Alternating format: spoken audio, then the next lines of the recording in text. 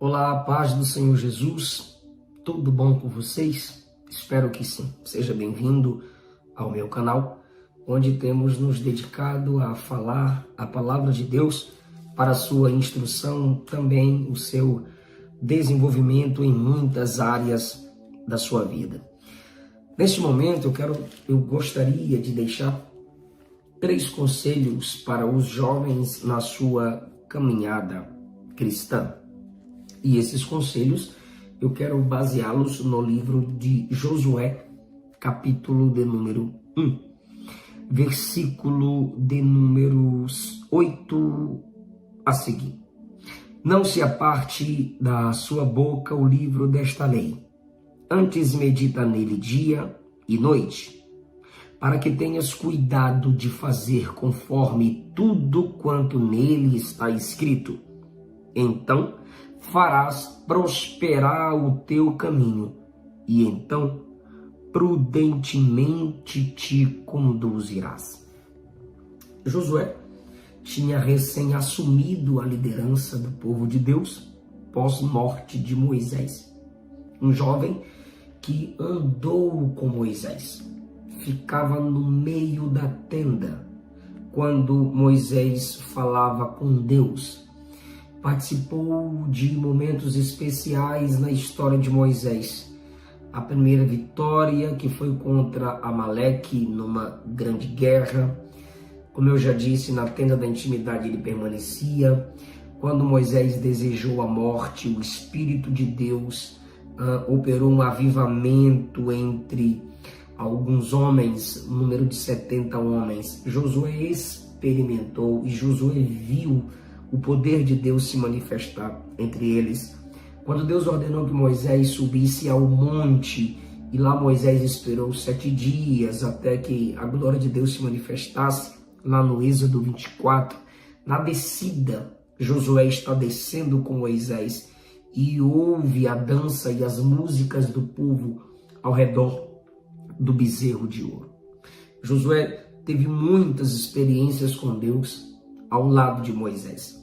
Josué foi mentoreado. Josué se deixou ser ensinado. Ele tinha um coração ensinável. Josué ele foi muito aconselhado por Moisés. Mas no capítulo de número 1 do livro que leva seu nome, o próprio Deus lhe dá princípios. O próprio Deus lhe dá ordens. E aqui Deus deu 3 ordens a Josué. A primeira ordem de Deus a Josué foi: não se aparte da tua boca o livro desta lei, tá?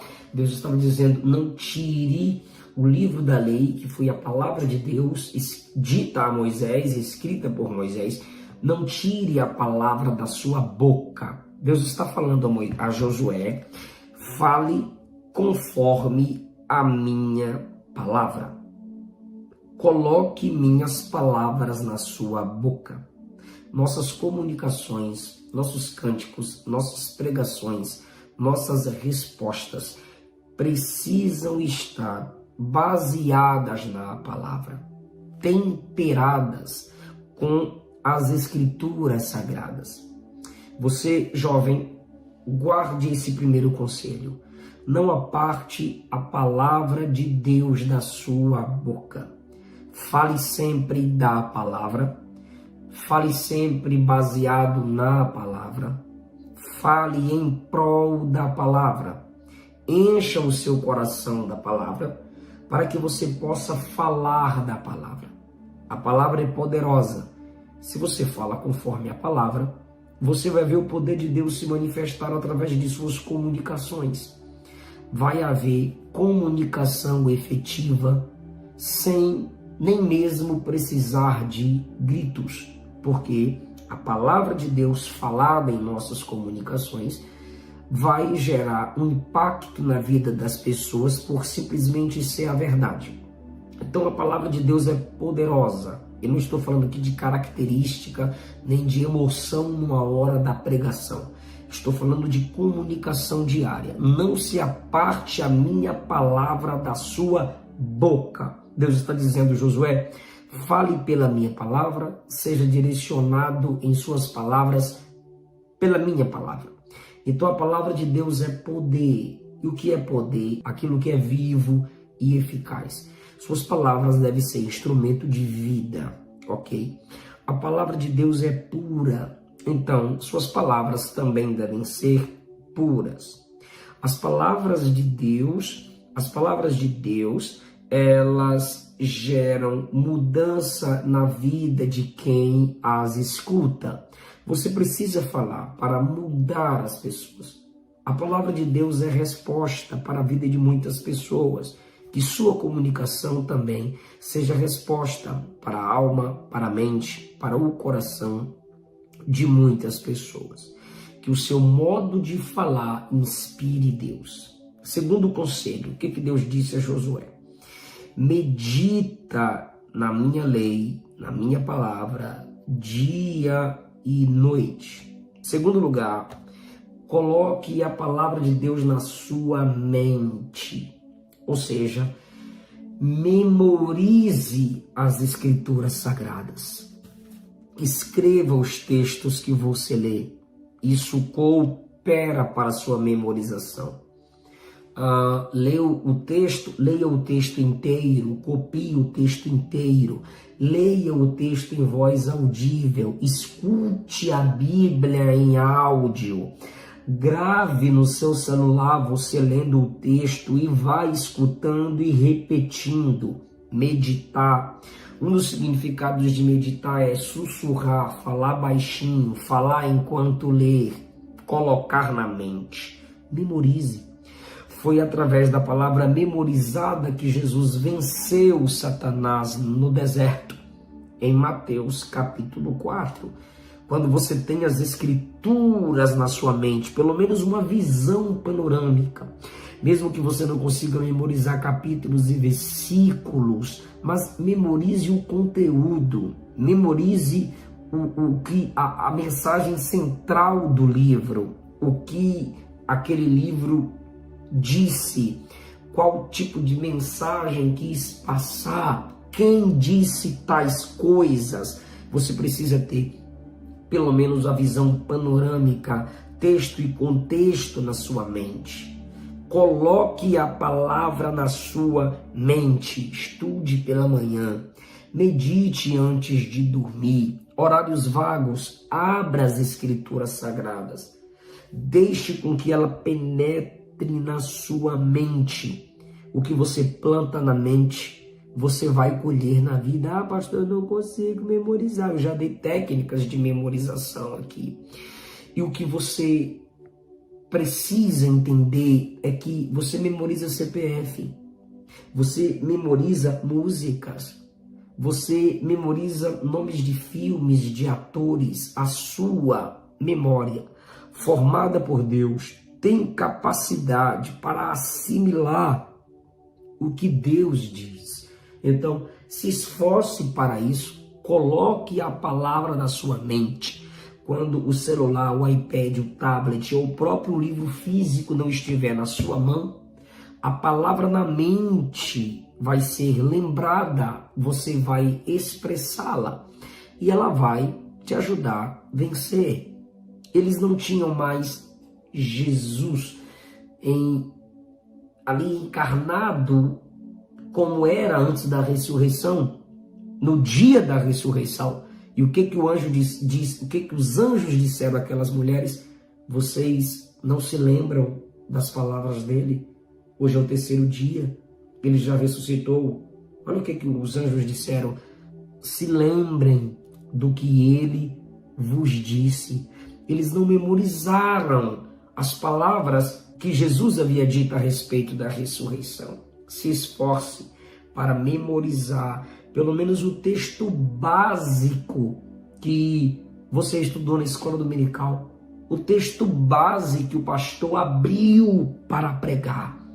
Se esforce para colocar as escrituras na sua mente. Então, não tire minha palavra da sua boca. Segundo conselho, coloque minha palavra na sua mente, porque os ataques do diabo vêm contra a nossa mente. vem pensamentos através de olhares. E se você tiver com a palavra guardada na mente, ela vai encher o seu coração e você não vai pecar contra Deus, ok?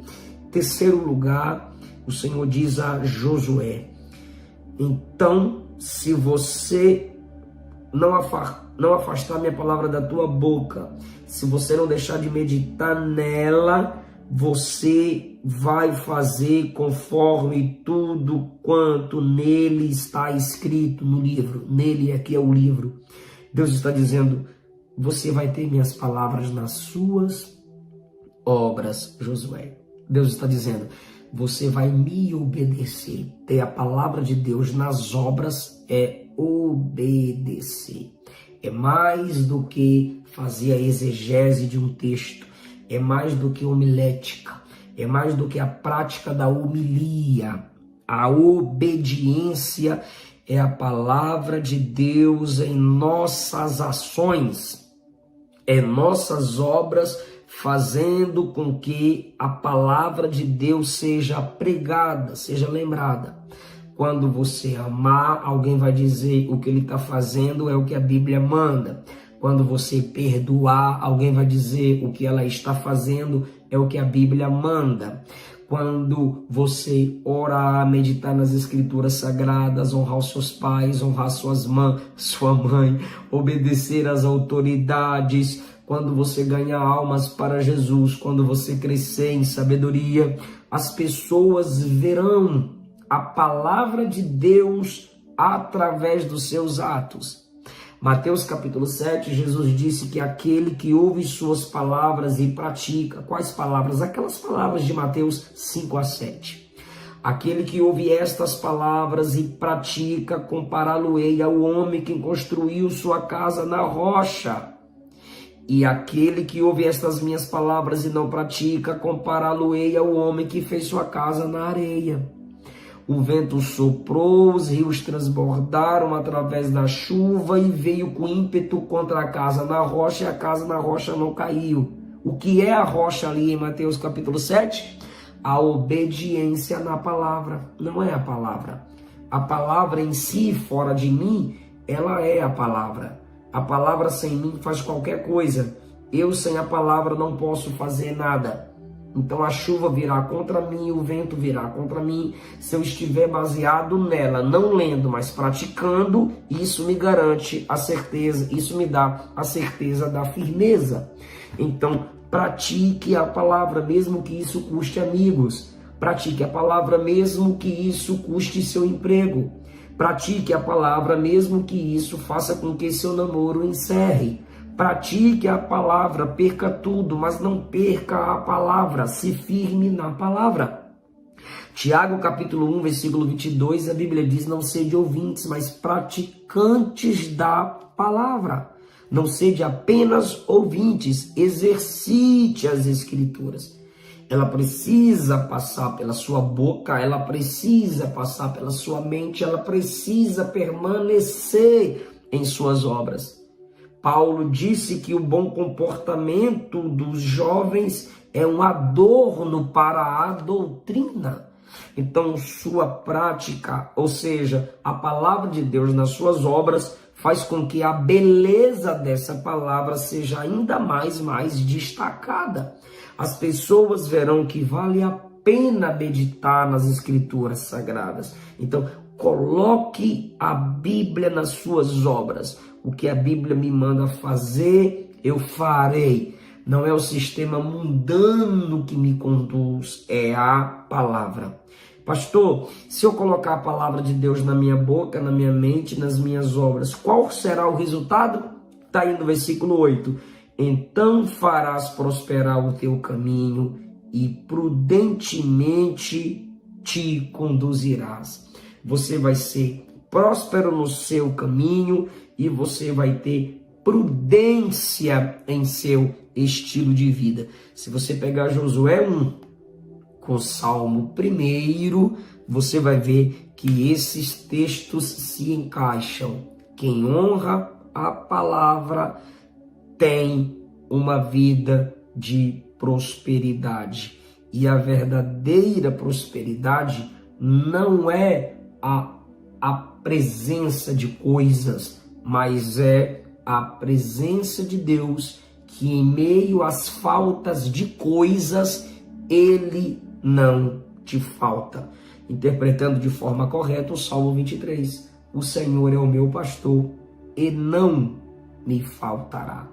Isso é prosperidade. E além do seu limite, confiando que a presença de Deus é contigo em meio às faltas das coisas. Prosperidade é saber que você pode perder coisas, mas sem nunca ter vontade de querer abrir mão de Deus. Quem tenho eu no céu além de ti? Então, a verdadeira prosperidade não é ter um rio de coisas, é ter uma fonte que nunca seca. Essa fonte é Jesus de Nazaré. Deus abençoe. Até o nosso próximo vídeo.